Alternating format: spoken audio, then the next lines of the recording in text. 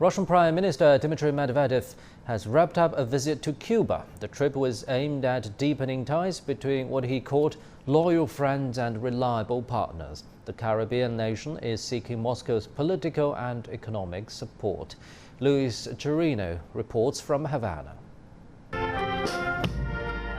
As part of his agenda in Cuba, the Russian Prime Minister laid a floral wreath at the monument of Cuba's national hero, José Martí.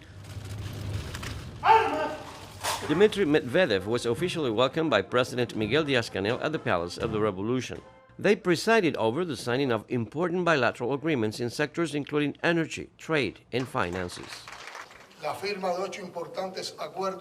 The signing of 8 important accords reveals our country's will to reinforce the legal framework establishing our bilateral relations and add to some recent agreements reached by the two governments.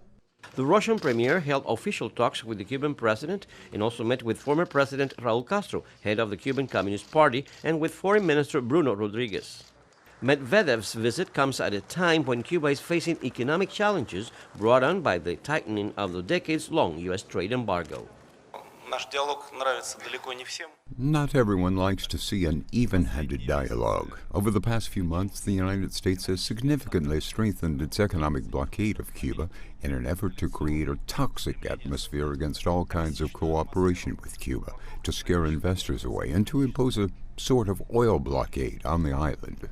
The University of Havana granted Medvedev an honorary degree in political sciences shortly before he visited a joint Russian-Cuban oil drilling project on the northern Cuban coast.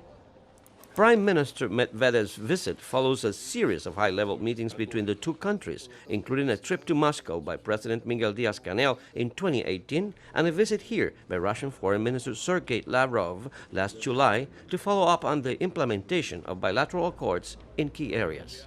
While Washington tightens its policy of sanctions against Cuba, Russia and the Caribbean nation shield their strategic political, trade, and military alliance.